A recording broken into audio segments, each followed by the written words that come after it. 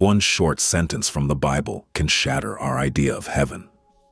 Not because it is complicated, but because we are used to reading it too superficially.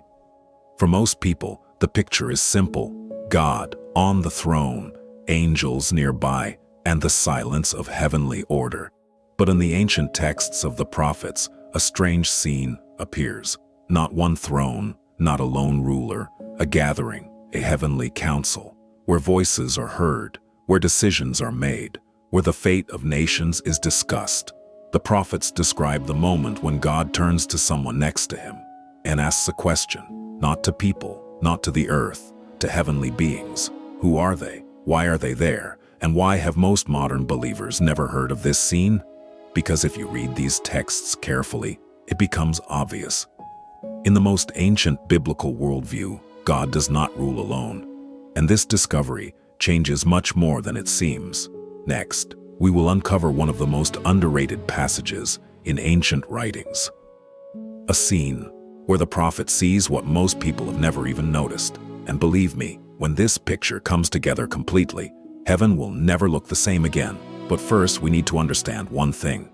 There is a phrase in Scripture that millions of people read, and almost no one notices how strange it is, and it is this phrase that opens the door to the story of the heavenly council. The first crack in the familiar picture. There is one passage that is almost always read quickly, like an ordinary phrase, like an introduction. But this is where the first crack begins. The book of Genesis, the very beginning of the story. The phrase goes like this: Bite, and God said, "Let us make man in our image, after our likeness." Not, "I will create," not "in my image, let us make ours." A strange formulation. Who are these we to whom God is addressing? Over the centuries, theologians have tried to explain this in different ways. Some said it was simply royal speech. That is, the ruler speaks of himself in the plural. But ancient Middle Eastern texts know kings, and they did not speak that way. Others explained it with the Trinity. But there is a problem. Those who wrote these texts thousands of years ago did not have such a theological concept. So the question arises, one that is almost never asked directly: if God speaks to someone, who are these listeners? And when researchers began to read other biblical books more carefully, something unexpected became clear. This is not the only scene. The prophets describe the same picture over and over again.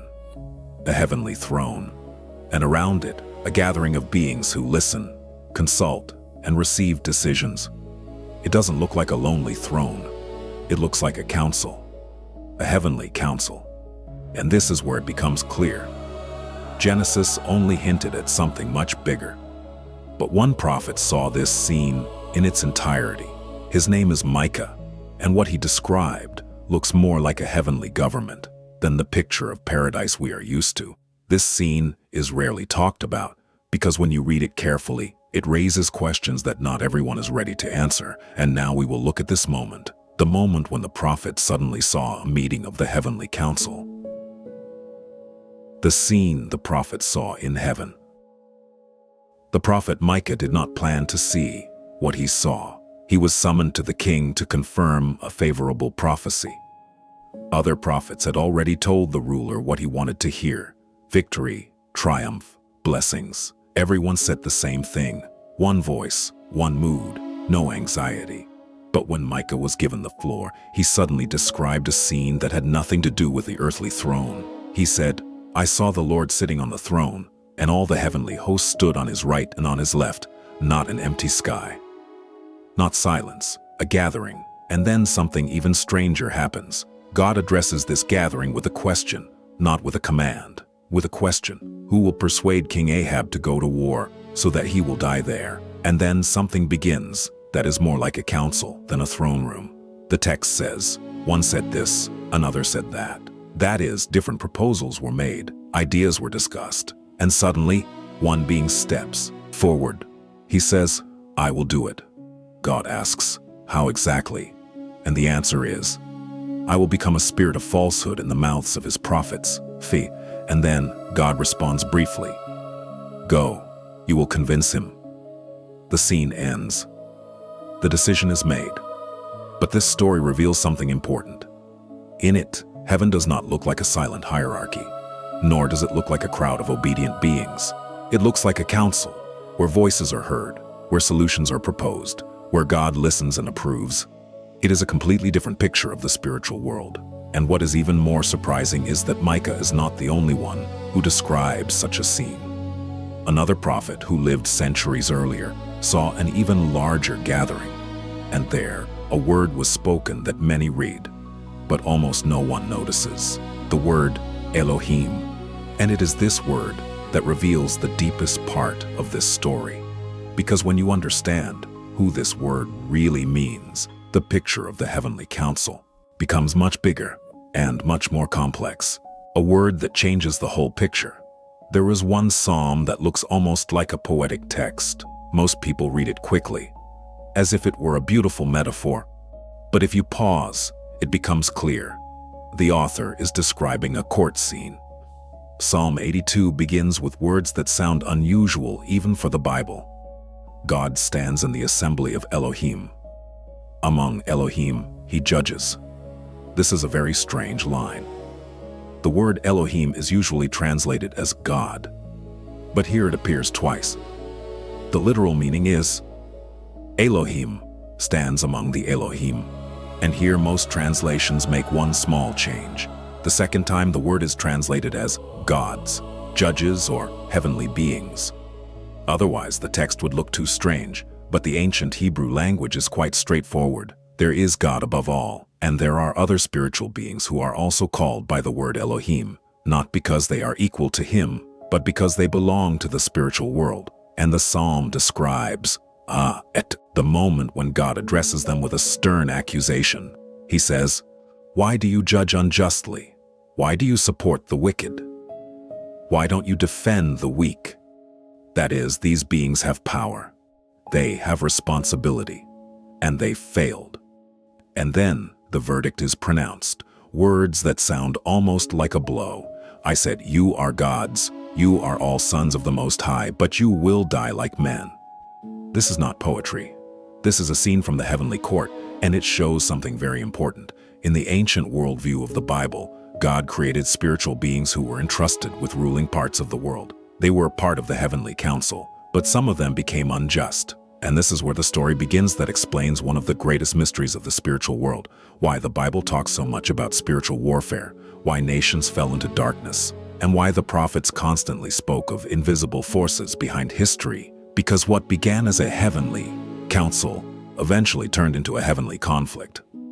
And to understand this, well, we need to go back to one moment, to an event that took place after the Tower of Babel, an event after which humanity seemed to be divided between spiritual rulers. And this is where the story of the heavenly council becomes truly dangerous. The moment when the world was divided, the story of the Tower of Babel usually seems simple. People decided to build a city, to raise a tower to the heavens, to become a single civilization. God intervenes. Languages are mixed. Nations diverge, and humanity settles across the earth. That's how the surface of history looks. But in ancient texts, there is one line that reveals a completely different depth to this event. The book of Deuteronomy describes the moment when the nations are distributed throughout the world. And it says, "When the Most High divided the nations, he set the boundaries of the peoples according to the number of the sons of God." Not just geography, the sons of God.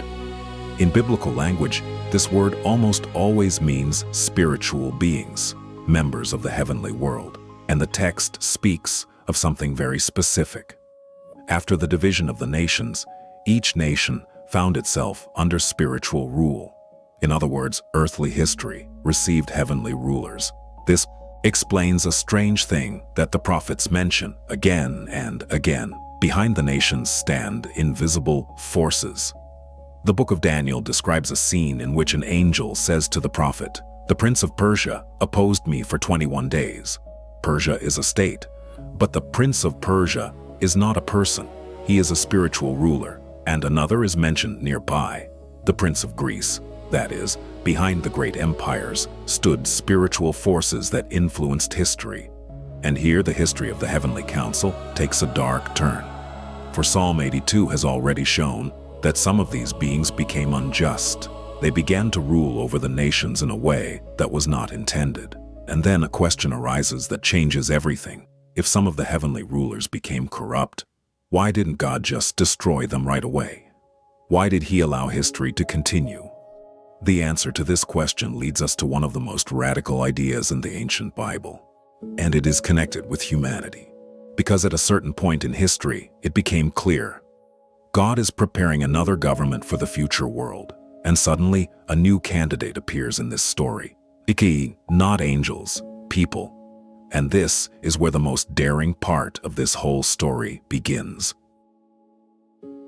An unexpected twist. New candidates for the heavenly council. In ancient texts, an idea gradually emerges that sounds almost unbelievable. The heavenly council existed. Spiritual beings were given power. Some of them abused their mandate. And then a new plan appears in the story. Not new angels, people. It seems strange until you start reading carefully. One of the Psalms asks a question that seems simply poetic. What is man that you remember him? But then comes a phrase that is often overlooked. You made him a little lower than the heavenly beings and crowned him with glory and honor. He did not create them as random inhabitants of the earth. He appointed them. He gave them a position. And this idea becomes even clearer in the words that later appear in the New Testament.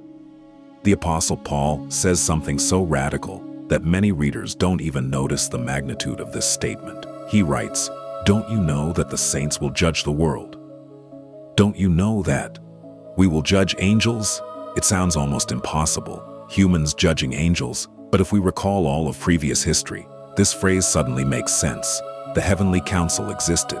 Some of its members became unjust, and then God begins to build a new community. A community of people who will learn justice, faithfulness, and wisdom, not just to live on earth, but to one day take part in the restored heavenly government. This turns the usual understanding of spiritual history upside down. Humanity is not a random episode in space. Humanity is part of a great restoration of power, and that is why the Bible so often speaks of spiritual struggle, of choice, of faithfulness.